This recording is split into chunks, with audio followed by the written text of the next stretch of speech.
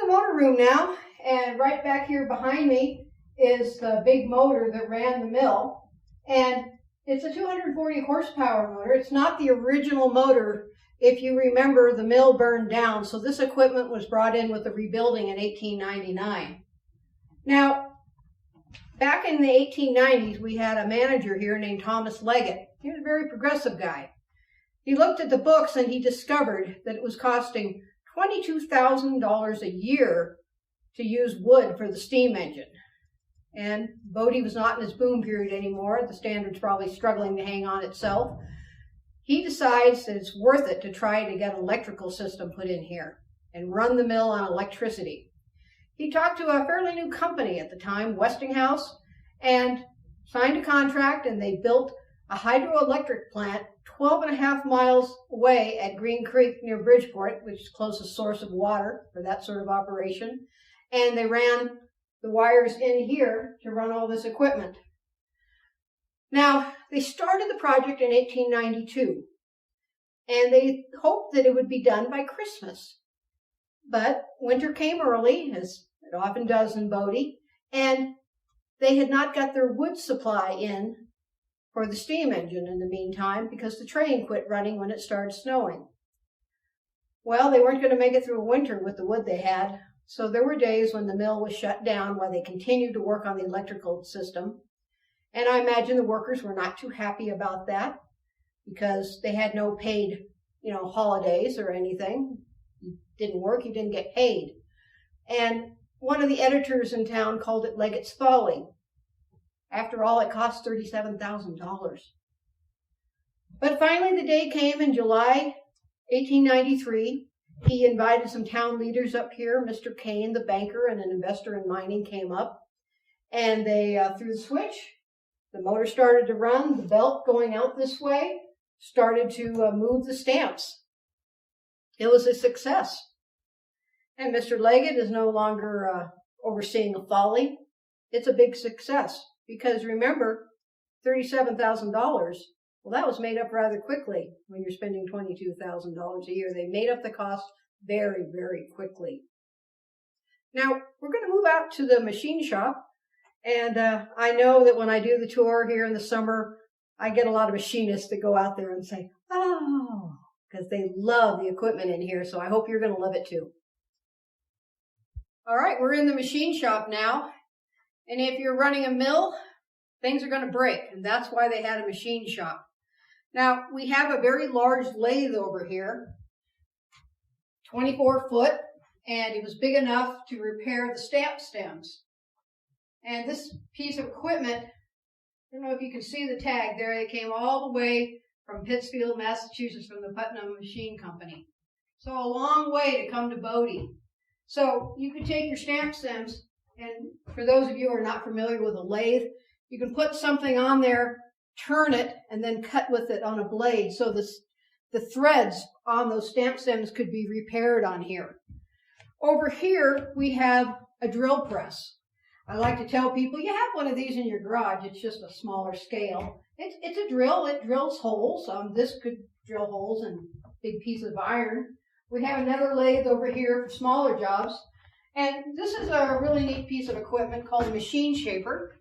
And it's a little hard to explain because the blade is missing, but this was more of a movable blade. And you could do a lot of things. You could cut gears, bearings, and you could also use it to smooth out a piece that you pulled out of a mold. So it was a very valuable part of the machine shop. Could do a lot of things. Now, you look here today, and if you're a guy from a machine shop, you're going to say, wait a minute, where are all the belts? Well, the main drive belt is missing. You can almost follow the grease marks up there to see where it was. And then belts would be coming down to these machines, and you could change the speed on them.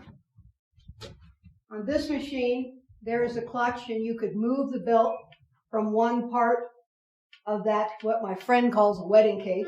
But this is the different levels are for the different speeds. And this would be able to, you see that you could change the speeds here as well. Now, to keep warm while you're working here, you've got a little stove.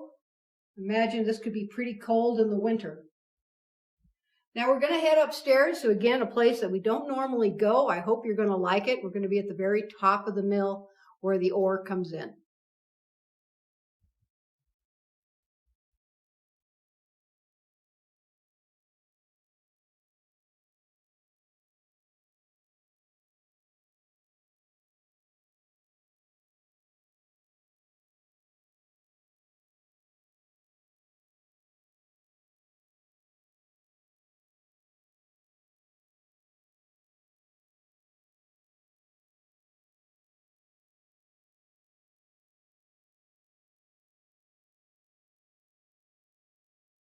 Hi everybody, we've moved indoors and we're at the very top of the mill, and this is where the ore carts come in from the trestle and also from the ramp that we talked about outside. In fact, you can see the winch over here that pulled those ore carts to the top floor. Now the ore carts are going to get tipped over up here and go over a series of grates called grizzlies. And grizzlies look a bit like a cattle guard if you remember going over those on your way into Bodie if you've come here before, or on any other country road. And they tipped on their ends, and it allows the ore to be sorted by size. And again, we want it to be fist size to get into the mortar boxes. So this side ore goes right through the grates and down to the ore bins. But the larger pieces will roll off into what we call the breaker floor, and that's right down below us here. And there the men could take heavy hammers and break up the ore, or they could use a very large jaw crusher that's down there. And that would get the ore down to the proper size, and then the process could move on.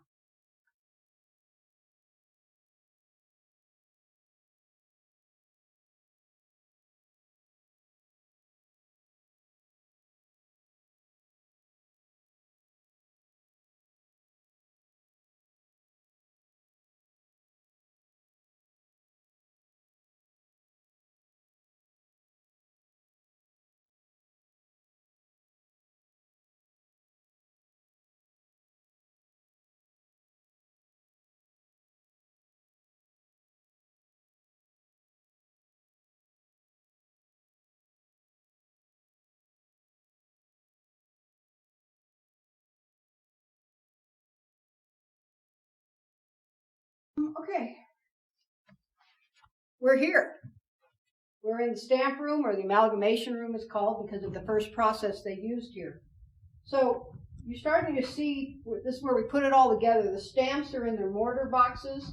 They're going up toward the cam room floor. And we had screens normally on these when they were in operation. But we took one off so we could show people just how fine the ore is going to be crushed by the stamps.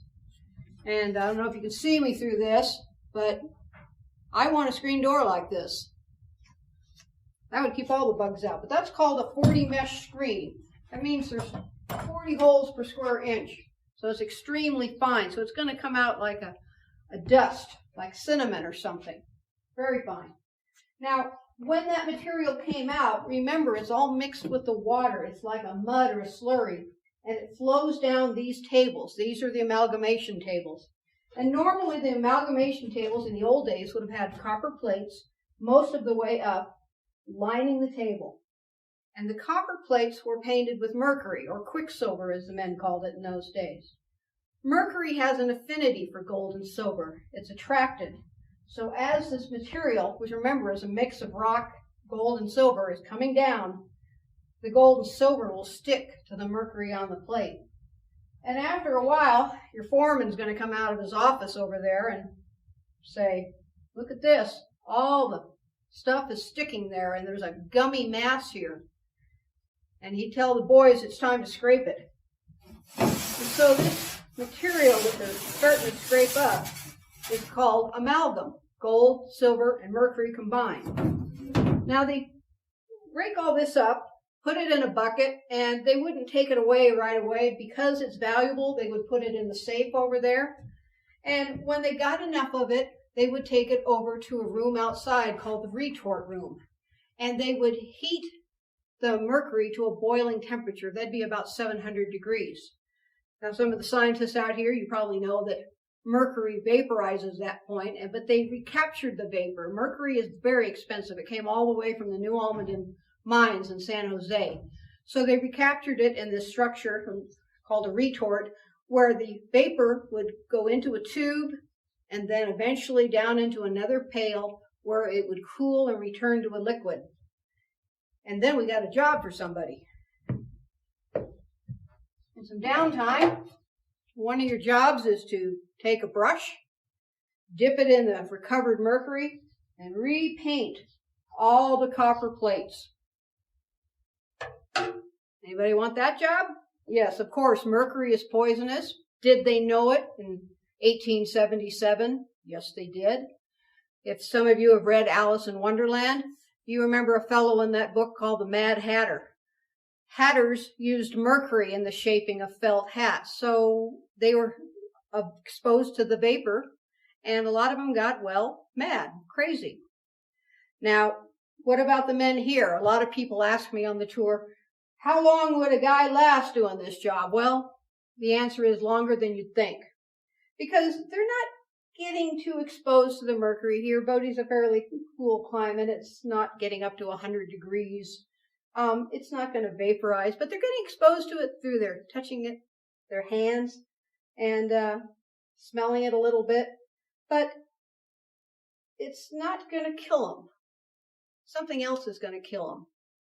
What constant exposure year by year to mercury would do to these men is affect their immune system. And Bodie had a lot of diseases, smallpox, cholera, and these men's immune systems would be weakened. So what's going to be on their death certificate is not mercury poisoning, but it was a contributing factor.